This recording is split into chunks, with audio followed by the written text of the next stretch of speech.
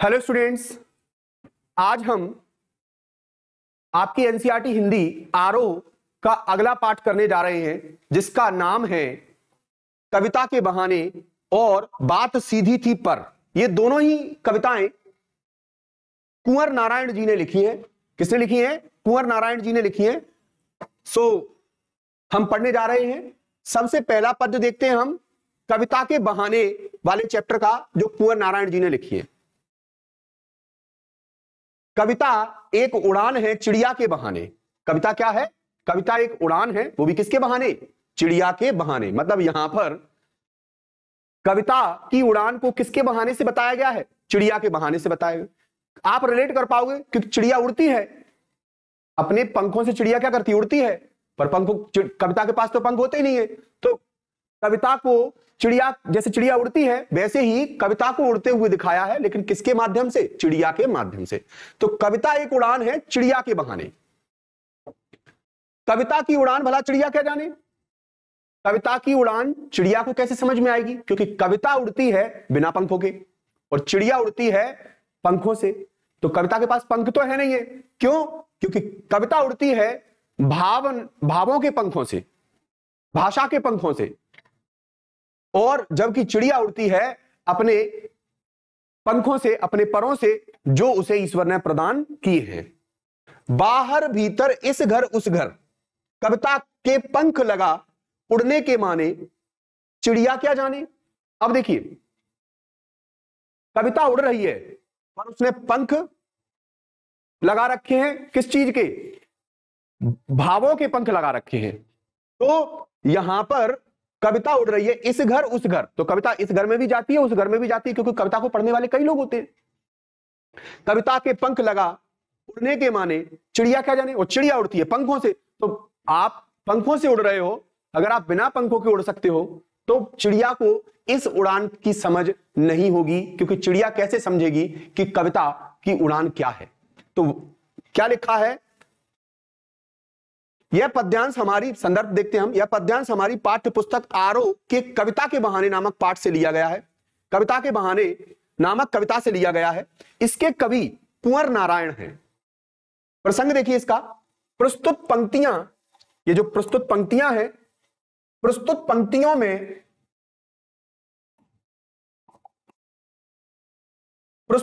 में कवि ने कविता की कल्पना शक्ति को चिड़िया की उड़ान से जोड़ा है। कविता उड़ती है कल्पना और भावनाओं से, शब्दों से। तो ये भावों से उड़ती है, जबकि चिड़िया काय से उड़ती है? पंखों से उड़ती है, परों से उड़ती है अपने। तो कविता कल्पना शक्ति से उड़ रही है, जबकि चिड़िया पंखों से उड़ रही है। लेकिन कविता को चिड़िया की उड़ान से जोड़ दिया है। कैसे जोड़ दिया है? कि चिड़िया की उड़ान सीमित होती है। हाँ, लेकिन ध्यान रखना, लाइन आई थी और इसमें लिखा था कि कविता के पंख लगा उड़ने के माने मतलब जो उसके मायने किसको समझ में नहीं आएंगे? चिड़िया को समझ में नहीं आएंगे कि बिना पंखों के कैसे उड़ा जाता है। इसकी कीमत किसको समझ में नहीं आएगी? चिड़िया को समझ में नहीं आएगी। तो वही कह रहा है, क्या कह रहा है? कि चिड़िया की उड़ान सीमित होती है, जबकि कविता की कल्पना असीमित होती है। ठीक है, तो कविता के लिए कोई बाउंडेशन नहीं है। तो आगे देखिए व्याख्या इसकी। कवि कहते हैं, व्याख्या देखिए, कवि कहते हैं मतलब कुंवर नारायण जी कहते हैं कि कविता की उड़ान असीमित होती है। मतलब कोई लिमिट नहीं है। कविता हम किसी चीज की 3000 कॉपी भी बिक सकती है किसी कविता की, और 3 मिलियन भी बिक सकती हैं, और 3 करोड़ भी बिक सकती हैं। तो कविता की उड़ान सीमित नहीं होती, असीमित हो सकती है, असीमित होती है और अनंत होती है। चिड़िया आकाश में चाहे जितनी दूर उड़ जाए, उसकी उड़ान की सीमाएं होती हैं कि एक ना एक समय तो थकेगी, फिर तो जमीन पर आएगी। पर कविता पर ना तो टाइम की बाउंडेशन है, ना ही उसको थकान होती। वो जब उड़ती है तो सभी जगह उड़ती फिरती है। समय और थकान के बाद उसे जमीन पर लौटना ही पड़ता है, मतलब चिड़िया को लौटना ही पड़ता है। लेकिन कविता ऐसी कोई सीमा नहीं मानती। कविता किसी सीमा में बंधी नहीं है। हाँ, यह किसी भी दिशा और समय में कहीं भी उड़ान भर सकती है। कवि ने यह स्पष्ट किया है कि चिड़िया, जो स्वयं एक उड़ान का प्रतीक है, कविता की असीम उड़ान गहराई को समझ नहीं सकती।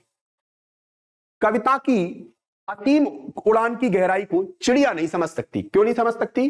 क्योंकि चिड़िया की सीमित जो पंख लगा के जो उड़ रही है वो सीमित उड़ान है, जबकि कविता की उड़ान सीमित नहीं है। तो कविता की रचनात्मकता और कल्पना शक्ति को चिड़िया की साधारण उड़ान से कहीं अधिक बताया गया है कि कविता की कल्पना शक्ति बड़ी है, ना कि चिड़िया की उड़ान। काव्य सौंदर्य देखिए, इसमें कविता की अनंत संभावनाओं का वर्णन है। किसका वर्णन है? कविता की अनंत संभावनाओं का वर्णन है। चिड़िया और कविता की उड़ान की तुलना है। कविता की संभावनाएं अनंत हैं, हां। चिड़िया क्या जाने में वाक्य को दोहराकर नाटकीयता उत्पन्न हुई है। सहज और सरल भाषा है। मानवीकरण का सुंदर प्रयोग हुआ है। मानवीकरण अलंकार है यहां पर कि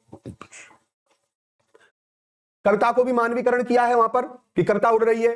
प्रसाद गुण है और शांत रस है। ये शांत रस है और प्रसाद गुण है। अगला पद्यांश देखिए। कविता एक खिलना है फूलों के बहाने। देखिए, पहले कविता उड़ना थी, तो उड़ती कौन है? चिड़िया। तो चिड़िया को बहाने में लिया और चिड़िया के बहाने किसके बारे में बताया? कविता के बारे में, कि चिड़िया को नहीं समझ में आएगी कविता की उड़ान। क्यों? क्योंकि कविता बिना पंखों के उड़ती है, कल्पना शक्ति के पंखों से उड़ती है, जबकि चिड़िया अपने खुद के स्वयं के जो पंख उसे प्राप्त हैं उनसे उड़ती है। तो उसको समझ में नहीं आएगा, जो कि बिना पंख के उड़ने की जो कीमत है उसे समझ में नहीं आएगी। वैसे यहां पर कविता एक खिलना है। खिलना मतलब प्रस्फुटित होना। कविता एक खिलना है फूलों के बहाने। फूल तो खिलता है ना, सुगंध फैलाता है चारों तरफ। कविता का खिलना भला फूल क्या जाने, लेकिन कविता का खिलना फूल को समझ में नहीं आएगा। बाहर भीतर इस घर उस घर बिना मुरझाए महकने के माने फूल क्या जाने। हां, फूल को कहां से समझ में आएगा बिना मुरझाए महकने का कीमत, पर कविता जानती है बिना मुरझाए महकने की कीमत। कविता लंबे समय तक बिना मुरझाए महकती रहती है, जबकि फूल थोड़े क्षणिक होती है इसकी खुशबू और चली जाती है। तो कविता एक खिलना है फूलों के बहाने। कविता एक का खिलना भला फूल क्या जाने, बाहर भीतर इस घर उस घर बिना मुरझाए महकने के माने फूल क्या जाने, फूल नहीं जान सकता। संदर्भ देखिए, यह पद्यांश हमारी पाठ्य पुस्तक आरोह के कविता के बहाने नामक कविता से लिया गया है। इसके कवि कौन है? कुंवर नारायण है। प्रसंग। प्रस्तुत पंक्तियों में कवि ने कविता की स्थायित्व शक्ति का वर्णन करते हुए इसे पुष्प की नश्वरता से ऊपर बताया है। देखिए, पुष्प नश्वर है और कविता की शक्ति कैसी होती है? स्थायी शक्ति होती है, जबकि पुष्प की शक्ति कैसी होती है? नश्वर होती है, खत्म हो जाती है। तो पुष्प मिटने वाला है, उसकी खुशबू सुगंध मिटने वाली है, जबकि कविता की शक्ति कैसी है? कविता की कल्पना शक्ति कैसी है? नश्वर नहीं है, चलती रहती है, और इसलिए इसको स्थायित्व बताया है। स्थायित्व शक्ति का वर्णन है उसकी कि वो स्थायित्व शक्ति रखती है, स्थायी शक्ति रखती है। कवि व्याख्या देखिए इसकी। कवि कहते हैं कि फूल अपनी कोमलता, सुगंध और सौंदर्य से सबको मोहित करता है। बात तो सही है कि फूल जो है अपनी कोमलता और सौंदर्य से सबको तो खुश करता है, पर लेकिन उसका खिलना नश्वर है, कुछ ही समय का है, क्षणिक है। हम खुद नश्वर है, मानव नश्वर है। फूलों को खिलने के बाद मुरझाना ही पड़ता है, हमें खुद मरना पड़ता है। इंसान चाहे कितना ही खिल ले, लेकिन उसको मरना ही पड़ेगा। शांत रस हो गया। इसके विपरीत कविता कभी मुरझाती नहीं है। कविता का प्रभाव समय और स्थान की सीमाओं से परे होता है। कविता कभी खत्म नहीं होती, कविता मुरझाती नहीं है, चलती रहती है। सीमा, समय, स्थान, उस पर कोई बाउंडेशन नहीं लगाता। यह अपनी रचनात्मकता और भावनाओं की सुगंध को हमेशा के लिए बिखेरती रहती। कविता अपनी रचनात्मकता और भावनाओं को हमेशा के लिए बिखेरती रहती है, जबकि फूल क्या है? 4 दिन मुरझाता है, वो खिलता है और उसके बाद मुरझा जाता है। कवि यह भी बताते हैं कि पुष्प जो स्वयं सौंदर्य का प्रतीक है, कविता की गहराई और अनंत महक को समझने में असमर्थ है। पुष्प खुद सौंदर्य का प्रतीक है, लेकिन कविता की सुंदरता को, कविता की गहराई को समझने में पुष्प भी असमर्थ है एक तरीके से। तो पुष्प नहीं समझ सकता, इसलिए लास्ट लाइन में कहा है, क्या कहा है कि बाहर भीतर इस घर उस घर बिना मुरझाए महकने के माने फूल क्या जाने।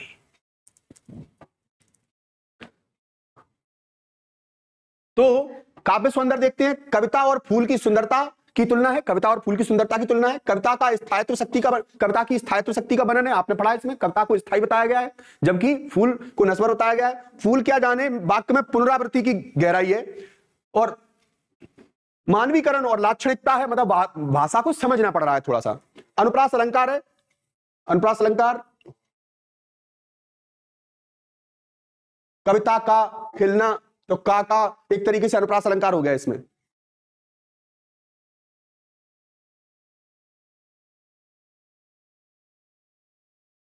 शांत रस है और सरल और सरस भाषा है, रसपूर्ण भाषा है और सरल भाषा है, शांत रस है। कविता एक खेल है बच्चों के बहाने। अब खेलता कौन है? बच्चे खेलते हैं, तो कविता को खेल बता दिया, लेकिन किसके बहाने? बच्चों के बहाने। हर चीज में बहाने को ढूंढा है। तो कविता एक खेल है बच्चों के बहाने, बाहर भीतर और यह घर और वह घर, सब घर एक कर देने के माने बच्चा ही जाने। बदल दी लेखक ने अपनी लाइनें। अब तक उसने किसको छोटा बताया? फूल को छोटा बताया, उसने फूल के अलावा चिड़िया को छोटा बताया, चिड़िया की उड़ान को छोटा बताया, फूल की खुशबू को छोटा बताया, लेकिन बच्चे को उसने छोटा नहीं बताया। उसने स्पष्ट कह दिया कि बच्चा और कविता में ज्यादा अंतर है नहीं। कविता एक खेल है बच्चों के बहाने, बाहर भीतर यह घर वह घर, सब घर एक कर देने के माने बच्चा ही जाने। हाँ, जैसे कविता हर घर में खेलती है, हर घर चली जाती है, कोई भी पढ़ रहा होता है, वैसे भी वो भेदभाव नहीं रखती कविता अपने मन में। वैसे ही बच्चा भी किसी के घर में चला जाता है तो उसे दिमाग नहीं लगाना होता कि हाँ मुझे खेलना भी है या नहीं खेलना है। वो तो बस खेलना वो तो एक हो जाते हैं बच्चे, हाल तुरंत एक हो जाते हैं और खेलने लग जाते हैं। वो ज्यादा विचार नहीं करते, दिमाग नहीं लगाते कि हमें यहां पर खेलना या नहीं खेलना है। तो माने का मतलब अर्थ या मायने होता है, सब घर एक करना मतलब समरसता या एकता होना। तो बच्चे कभी ऐसा देखते नहीं है। हाँ, कुछ बच्चे तो ऐसे होते हैं, तुरंत किसी घर में गए तुरंत उठा लाए, उनकी अलमारी में आंटी जी ने कुछ सेट करके रखा था, आपने उठा लिया और तोड़ मरोड़ के चाबी ये लो आंटी थमा आते। मतलब उन्हें ये इस बात का कोई वो नहीं है कि दूसरे का घर है तो हमें खेलना चाहिए कि नहीं खेलना चाहिए, तो खेलते हैं। तो बच्चों के अंदर इस भेदभाव नहीं होता, वैसे कविता के अंदर भी भेदभाव नहीं होता। तो बच्चा और कविता दोनों अब कैसे बताए गए? एक रूप बताए गए हैं। क्या संदर्भ देखते हैं हम इसका? संदर्भ वही है, पूर्ववत है। प्रसंग देखते हैं। प्रस्तुत पंक्तियों में कवि ने कविता की मासूमियत, सरलता और उसकी रचनात्मकता को बच्चों के खेल के माध्यम से दर्शाया है। बच्चों के खेल के माध्यम से कविता की मासूमियत और सरलता को बताया कि कविता कितनी मासूम और सरल होती है। जैसे बच्चे जितने सरल होते हैं खेल के माध्यम से, वो सब जगह मतलब कहीं भेदभाव नहीं समझते। कवि कहते हैं कि कविता अपने भावों को व्यक्त करने में बिल्कुल बच्चों की तरह स्वतंत्र और सरल होती है। जैसे बच्चे स्वतंत्र है, कहीं किसी घर जाके भेदभाव नहीं रखते, वैसी कविता भी स्वतंत्र होती है बच्चों की तरह। जिस प्रकार बच्चे खेलते समय अपना पराया और अंदर बाहर का भेदभाव नहीं करते, हाँ बच्चे कभी खेलते समय भेदभाव करते हैं? नहीं करते। उसी प्रकार कविता भी हर जगह अपना स्थान बना लेती है। बच्चे नहीं देखते कि कौन क्या है क्या नहीं है, कौन पैसे वाला है कौन गरीब है, कौन कैसा है, वो कुछ भी नहीं देखते। भेदभाव जाति वाति उनके दिमाग में कुछ भी नहीं होती। कुल मिलाकर बच्चे किसी प्रकार का भेदभाव नहीं करते। बच्चे अपने खेल में हर घर को एक बना देते हैं। ठीक वैसे ही कविता भी हर घर, हर प्रकार के भेदभाव को मिटाकर समरसता का संदेश देती है। कवि ने बच्चों के उन्मुक्त और सरल स्वभाव के माध्यम से कविता की रचनात्मकता और ऊर्जा का वर्णन किया है कि जिस प्रकार बच्चे सब घर एक कर देते हैं और खुशियां फैलाते हैं, बिखेरते हैं, वैसे ही कविता भी बिना भेदभाव के खुशियां फैलाती है, खुशियां लुटाती है।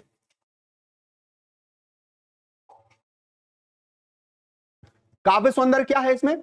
कविता और बच्चों की मासूमियत की तुलना है। हाँ, कविता और बच्चे दोनों मासूम होते हैं। कविता की रचनात्मकता और स्वतंत्रता का वर्णन है कि स्वतंत्र होती है, बच्चे भी स्वतंत्र होते हैं।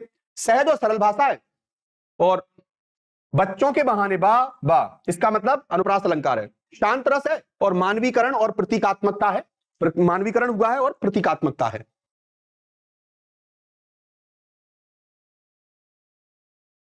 अगला पाठ जो दूसरा पाठ था उसमें कुंवर नारायण जी का बात सीधी थी पर, यही तो था, आपने शुरुआत में देखा होगा। कवि ने यह पाठ लिखा है बात सीधी थी पर। अब क्या बात सीधी थी समझिए।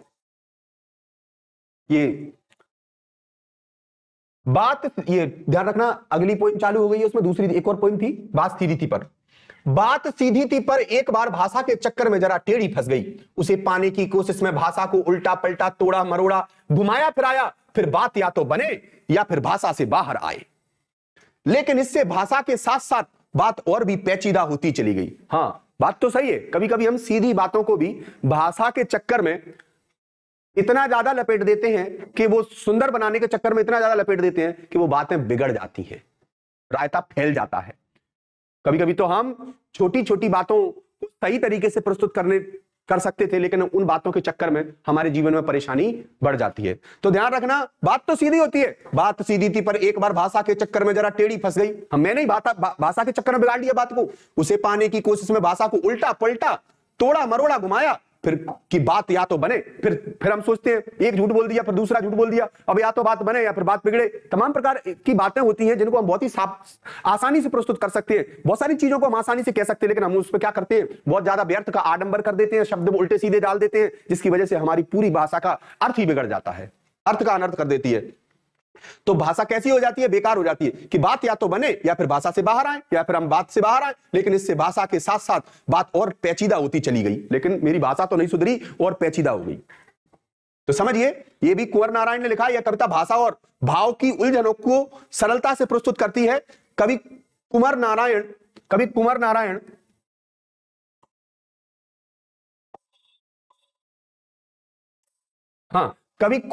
नारायण की कविता बात सीधी थी पर मैं भाषा और भाव की जटिलता को सरलता से प्रस्तुत करने का प्रयास किया है। खैर, ये तो वैसे ही लिख दिया, संदर्भ प्रसंग नीचे लिखा हुआ है, देखते हैं अपन। शब्दार्थ में तो सीधी, सरल, सहज, सुगम होती है, टेढ़ी, फंसना, मुश्किल में पड़ना, और पेचीदा मतलब जटिल या कठिन। ध्यान रखना, ये पेचीदा का मतलब जटिल या कठिन। संदर्भ पढ़ते हैं हम इसका। ये पंक्तियां आरोह पाठ्य पुस्तक में से संकलित कुंवर नारायण की कविता बात सीधी थी पर से ली गई हैं। इसमें कवि ने भाव व्यक्त करने के लिए भाषा की जटिलता और उसकी सीमाओं का वर्णन किया है। प्रसंग, इन पंक्तियों में कवि ने इस बात पर बल दिया है कि भावों में व्यक्त करने के लिए भाषा का सही चयन आवश्यक है, लेकिन जब भाषा पर अधिक ध्यान दिया जाता है तो मूल भाव कहीं खो जाता है। अगर हम भाषा में कभी कभी हम क्या करते हैं, जब हम भाषा को बहुत ज्यादा हद से ज्यादा फॉर्मल बनाने का प्रयास करते हैं, थोड़ी चमत्कारिक बनाने का प्रयास करते हैं, आडंबर लिखने का प्रयास करते हैं उसमें थोड़ा सा, तो भाषा का मूल अर्थ ही खो जाता है। तो फिर इतनी भी ज्यादा मत चमकाओ अपनी भाषा को, ठीक है? सीधी सीधी भाषा में बोल दो फिर कभी कभी स्पष्ट, ठीक है? हाँ, कभी कभी सीधी सीधी भाषा में, लेकिन फिर कभी कभी ऐसे भी लोग हैं जिनको सीधी सीधी भाषा समझ में नहीं आती। हाँ, जैसे उसने उस मूवी में 3 इडियट में उसने जब मशीन के बारे में समझाया तो मशीन के बारे में टीचर ने समझना नहीं चाहा, तो फिर उसने दूसरी भाषा में बात करी, तो वो बात फिर आप टीचर को भी समझ में। कुल मिलाकर ये है कि भाषा का मूल भाव हो जाता है। कभी कभी हमें बात को सही तरीके से रखना चाहिए कि लोगों को उसमें रस भी आए और समझ में भी आए भाषा। बाद में फिर वो टीचर कहता है कहना क्या चाहते हो। देखिए व्याख्या समझिए, कवि कहते हैं कि वे अपने पाठकों को एक सीधी सरल बात कहना चाहते थे। पाठकों को क्या कहना चाहते थे? सीधी और सरल बात कहना चाहते थे कवि, लेकिन भाषा के एक जटिल चक्र में वह बात उलझकर मुश्किल हो गई। कभी कभी भाषा के चक्कर में कवियों से भी बात उलझ जाती है।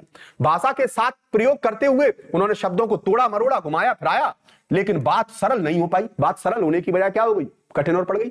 व्याख्या में देखिए, ये व्याख्या चल रही, भाषा को सजाने सवारने की प्रक्रिया में बात की सरलता खो गई, और मैं सजाने सवारने लगा था, थोड़ा सा अच्छे प्रयोग कर रहा था, और सरलता ही खत्म हो गई उसकी, और वह और अधिक जटिल होती चली गई। तो ध्यान रखना, भाषा को ज्यादा मत सजाओ।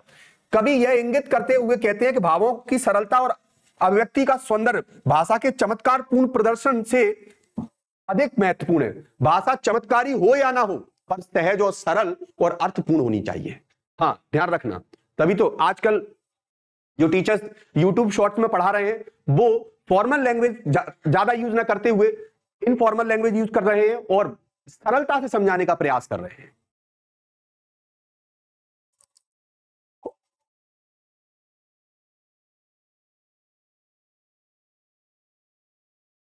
भाषा की जटिलता पर व्यंग।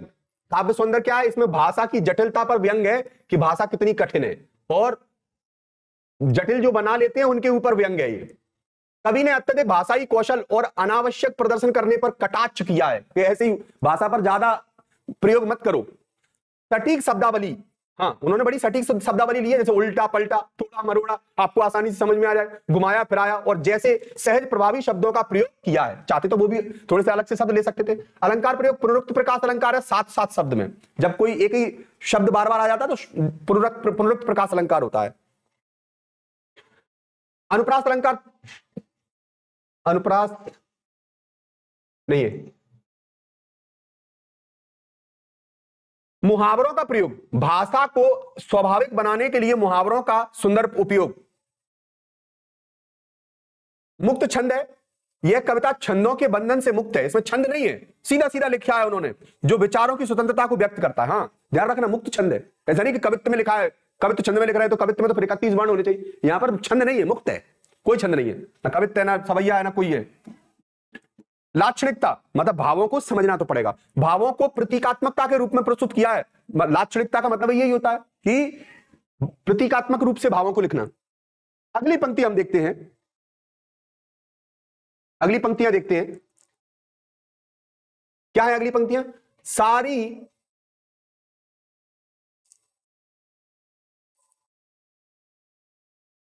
मुश्किल होगा ये, सारी मुश्किल को धैर्य से समझे बिना, कभी कभी हम क्या करते हैं, परेशानी को समझते तो है नहीं है, और जब परेशानी को नहीं समझोगे तो वो सॉल्व भी नहीं होनी, पजल को नहीं समझोगे, नहीं समझ रहे तो वो पजल सॉल्व भी नहीं हो सकती, तो पहले समझना जरूरी है। तो सारी मुश्किल को धैर्य से समझे बिना मैं पेंच को खोलने की बजाय उसे बेहतर कसता चला जा रहा था। कभी कभी क्या होता है, जब हम कहीं स्क्रू ड्राइवर से कील कस रहे होते ना, तो मैं ये नहीं समझ पा रहा था कि जिस स्क्रू को मैं यहां पर कस रहा हूं वो स्क्रू या तो चूड़ी पर चूड़ी चल रही है या फिर वो स्क्रू इसका है ही नहीं है, लेकिन मैं तो लगा हूं कसने के लिए, यार लगेगा या तो कसेगी, और पीछे से लोग भी चिल्ला रहे वाह वाह स्क्रू कस गया, और स्क्रू नहीं कस रहा, बाद में उसकी चूड़ी मर जाएगी और फिर मैं ठोक दूंगा उसको, ना उस स्क्रू से कोई दम बचेगी उसमें, और स्क्रू तो कसा है पर उसमें कोई कसावट नहीं है। वैसे ही भाषा है, जब हम भाषा को गलत तरीके से यूज करते हैं तो उसका कोई उपयोग नहीं रह जाता। देखिए समझिए, सारी मुश्किल को धैर्य से समझे बिना मैं पेच को खोलने के बजाय उसे बेहतर कसता, बेहतर है, बेहतर नहीं है, बेहतर है मतलब बिना देखे परखे कसता चला जा रहा था, क्योंकि इस कर्तव्य पर मुझे साफ सुनाई दे रही थी तमाशबीनों की शाबाशी और बाबा, आखिर वही हुआ जिसका मुझे डर था, जोर जबरदस्ती से बात की चूड़ी मर गई और वह भाषा में बेकार घूमने लगी, और इसकी जोर जबरदस्ती से बात की चूड़ी मर गई और वो भाषा में बेमतलब के घूमने लगी, बेकार घूमने लगी।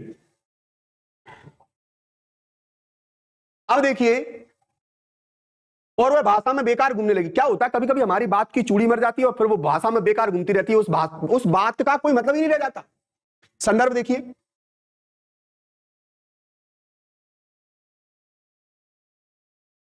आरो, ये पंक्तियां आरो पाठ्य पुस्तक में संकलित कुंवर नारायण की कविता बात सीधी थी पर से ली गई हैं। इन पंक्तियों में के माध्यम से भाषा की जटिलता को बिना समझे उसे उसमें किए गए जबरन बदलावों और उनके परिणामों पर प्रकाश डाला गया है कि भाषा में आप जबरदस्ती कोई बदलाव नहीं कर सकते बिना समझे, पहले समझो गलती क्या है फिर उसके बाद उस पर डिसीजन लो। लेकिन नहीं, हम तो क्या करते, परेशानी को समझते नहीं, डिसीजन पहले ले लेते। तो ऐसे आवेगपूर्ण जो डिसीजन होते हैं वो हमेशा हमारे लिए क्या होते हैं, बेकार होते हैं। प्रसंग देखिए, इन पंक्तियों में कवि ने पेंच एक प्रॉब्लम भी हो सकती है, और पेंच आप एक जानते हो एक स्क्रू भी होता है। पेंच क्या होता है, एक स्क्रू भी होता है, और पेंच क्या होता है, जिसमें चूड़ियां बनी रहती हैं ऐसे, और वो जब हम कसते हैं तो कसता तो चला जाता है, लेकिन गलत जगह अगर स्क्रू कसा है तो डेफिनेटली उसमें कोई कसावट नहीं रहेगी। इन पंक्तियों में कवि ने पेंच कसने का उदाहरण द्वारा यह समझाने की कोशिश की है कि भाषा या किसी भी समस्या को हल करने के लिए धैर्य और सावधानी की आवश्यकता होती है। जल्दबाजी और जोर जबरदस्ती से काम बिगड़ जाता है, इसलिए, और फिर बात की चूड़ी मर जाती है, कोई मतलब की बात नहीं रह जाती। व्याख्या देखते हैं अपन इसकी। कवि कहता है कि समस्या को बिना धैर्यपूर्वक समझे मैंने, मतलब कवि ने खुद पेंच को क्या किया, प्रॉब्लम को, समस्या को क्या किया, समझा नहीं और हल करने की जगह और कसना शुरू कर दिया। मतलब समझने की बजाय, प्रॉब्लम को सॉल्व करने की बजाय उसको और बढ़ाने वाला, रायता फैलाने वाला हिसाब मैंने चालू कर दिया। मतलब मैं ये तो नहीं देख रहा हूं कि ये स्क्रू इसका है ही नहीं है और मैं कसे जा रहा हूं, उसको कसे जा रहा हूं, मतलब मैं ये नहीं समझ रहा हूं कि ये प्रॉब्लम क्यों आई है, प्रॉब्लम को नहीं समझ रहा हूं, लेकिन सॉल्यूशन करने की बजाय मैं उसी सॉल्यूशन में उसी परेशानी को और बढ़ाए जा रहा हूं, छुपाने की कोशिश कर रहा हूं उस परेशानी को। मैंने पेंच समस्या को हल करने की जगह और कसना शुरू कर दिया। तमाशबीनों द्वारा की गई वाहवाही ने मुझे प्रेरित किया और पीछे से तमाशबीन लगे वाह करने के लिए, लेकिन मैंने जल्दबाजी में बात बिगाड़ दी और मेरी जल्दबाजी में बात बिगड़ गई। फिर क्या हुआ, जबरन किए गए प्रयासों से पेच खराब हो गया, मतलब बात बिगड़ गई, बात बनने की बजाय क्या हो गई, और बिगड़ गई। ठीक वैसे ही जैसे भाषा में जबरन बदलाव करते समय बात और उलझ जाती है। तात्पर्य है कि झूठी प्रशंसा और हड़बड़ी में किए गए प्रयासों का परिणाम हमेशा नुकसानदायक होता है, इसलिए झूठी प्रशंसा में और हड़बड़ी में मत रहियो। कि टीचर ने, कुछ टीचर ऐसे भी होते हैं, ठीक है कॉपी को यूं ही चेक कर देते हैं और उसके बाद झूठी प्रशंसा कर देते हैं। पेरेंट्स सोचते हैं, बच्चा सोचता है वाह वाह बच्चा हमारा, लेकिन उससे बात बिगड़ सकती है, बच्चे का भविष्य खराब हो सकता है। इसलिए ज्यादा मीठा मीठा बोलने वालों पर के पास ज्यादा दिमाग न लगाएं। आप वहीं पर पढ़िए जहां पर आपको सटीकता से पढ़ाया जाता है और आपको डांटा जाता है। वैसे डांटना गलत बात होती है, लेकिन अगर आप नहीं पढ़ रहे हो और उसके लिए डांटा जा रहा है तो वो सही बात है, ये आपके भविष्य की बात है। तो तात्पर्य है कि झूठी प्रशंसा और हड़बड़ी में किए गए प्रयासों का परिणाम हमेशा नुकसानदायक होता है। धैर्यपूर्वक कार्य करना ही सफलता का मार्ग है।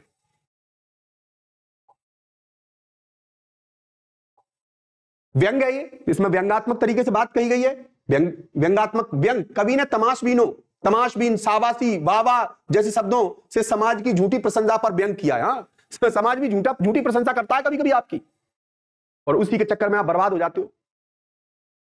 अलंकार इसमें पुनरुक्त प्रकाश अलंकार है, क्योंकि वाह एक ही शब्द बार बार आया ना, अनुप्रास में वर्ण बार बार आता है और इसमें पुनरुक्त प्रकाश में शब्द बार बार आता है। बिंब मतलब इमेज, एक प्रकार से। पेच कसना मतलब प्रॉब्लम को और उलझा लेना। तो बात बिंब किसके लिए? पेच कसने के लिए। चूड़ी मरने का बिंब सजीव और सटीक है, ये दोनों बिंब सजीव और सटीक है। संदेश, जल्दबाजी से कार्य करने की हानि और धैर्यपूर्वक प्रयास करने की आवश्यकता को दर्शाया गया है। हमें धैर्यपूर्वक ही प्रयास करना है, जल्दबाजी से हानि होती है। भाषा का सौंदर्य सरल और लोकप्रिय शब्दों जैसे मुश्किल, बेहतर है, तमाशबीन प्रभावी प्रयोग है। लाक्षणिकता है इसमें, बात को समझना पड़ रहा है। जैसे पेंच और चूड़ी का उदाहरण देकर भाषा के विचारों की जटिलता का सुंदर चित्रण है।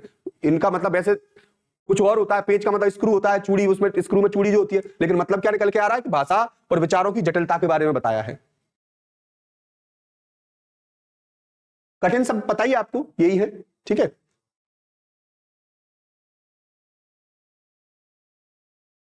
अगली पंक्तियां, हार कर मैंने उसे कील की तरह ठोक दिया। अब बात, चूड़ी तो मर गई उसकी, तो मैंने भी हैमर लेके, हथौड़ा लेके वहीं कील की तरह ठोक दिया। मतलब मेरी बात बिगड़ गई, अब तो रायता फैल गया। उसी जगह ठोक दिया, ऊपर से ठीक ठाक। अब वो कील ऊपर से तो ठीक ठाक है, लेकिन उस पर जैसे ही हमने कुछ टांगा तो नीचे सब कुछ सामान सट्टा आ जाए।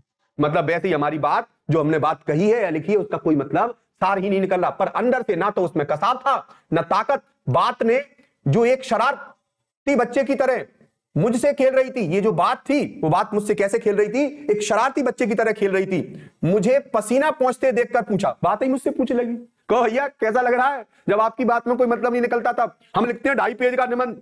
वो 2.5 पेज का निबंध लिखने के बाद उसका कोई सार नहीं निकलता, टीचर ऊपर से नीचे तक काट देता है उसको और नंबर देता है, काटने के बाद 1 हाथ नंबर दे देता है, ले भैया पकड़। कैसा लगा?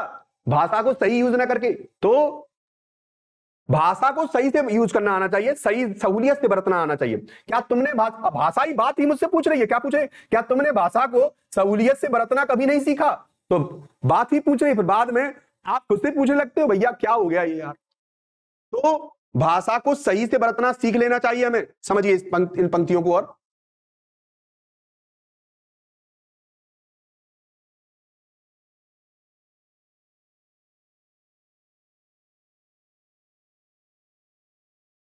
संदर्भ तो आपको पता ही है, नारायण की कविता, बात सीधी थी पर से लिया गया है, ठीक है।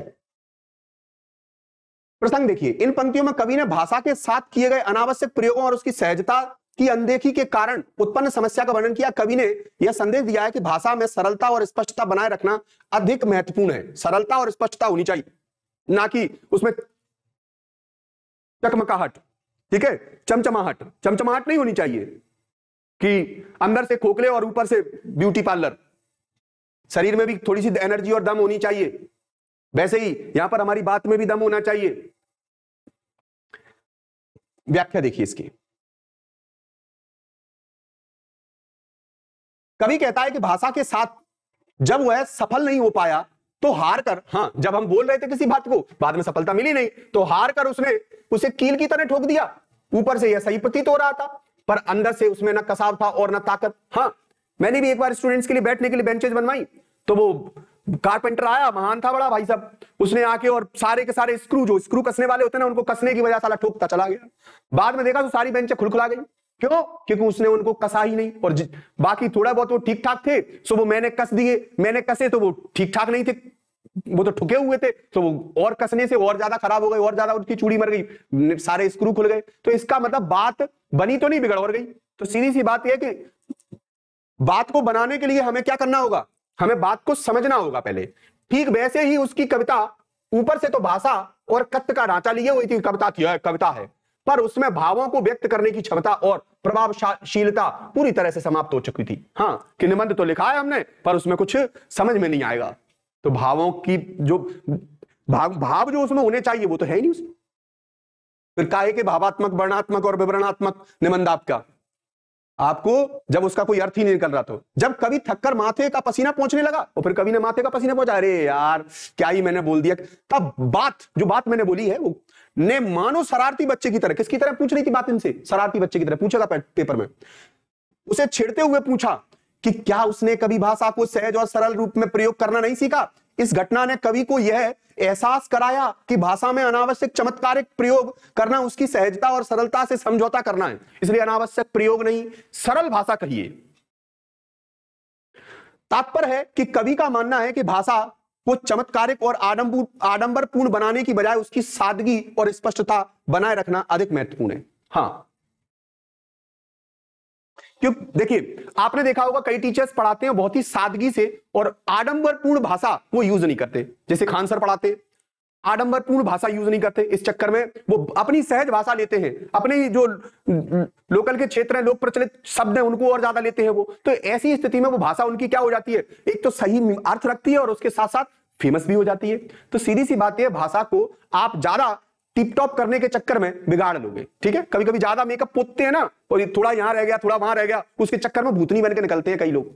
हाँ, मतलब जो भी मेकअप कराते हैं वो भूतनी बन के निकलती है कई, ज्यादा टिप टॉप के चक्कर में। तो सीधी सी बात यह है, मेकअप भी तब बिगड़ेगा जब आप उसे बाबा देखोगे, लोग बाबा करते चले जाएंगे और आप जो और पोतने लगे और पोतने लगे, बिगड़ जाएगा वो। मतलब आप तमाशबीनों को मत देखिए, अपने आप को देखिए आप किसमें अच्छे लग रहे हो, वैसी आपकी भाषा कहां अच्छी लग रही है। तो तात्पर्य है कि कवि का मानना है कि भाषा को चमत्कारिक और आडंबरपूर्ण मतलब व्यर्थ के शब्द देना उसको बनाने के बजाय उसकी सादगी और स्पष्टता बनाए रखना अधिक महत्वपूर्ण है।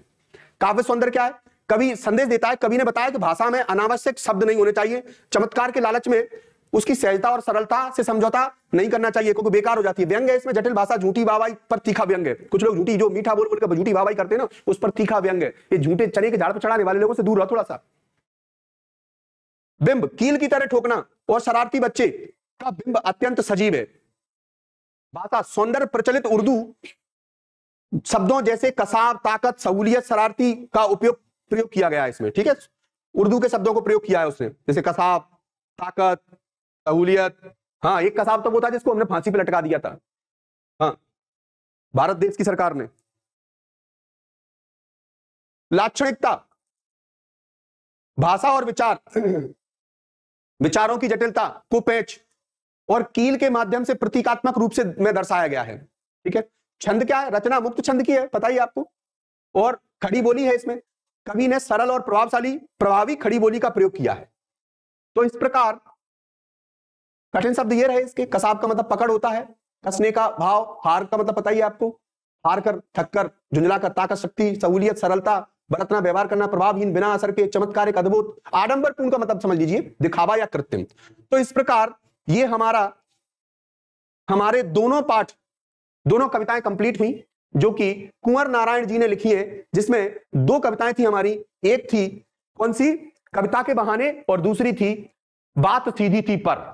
दोनों ही किसके द्वारा लिखी गई हैं, कुंवर नारायण जी के द्वारा लिखी गई हैं। आप इस वीडियो को तरीके से वॉच करें तो आपको पूरा वीडियो समझ में आएगा और आप इससे रिलेटेड क्वेश्चन आंसर के लिए अलग से मैं जो वीडियो डालूंगा उसको वॉच कर लें तो सारे क्वेश्चन आंसर भी हो जाएंगे और कुंवर नारायण जी का जीवन परिचय भी उसी में मैं करा दूंगा आपको।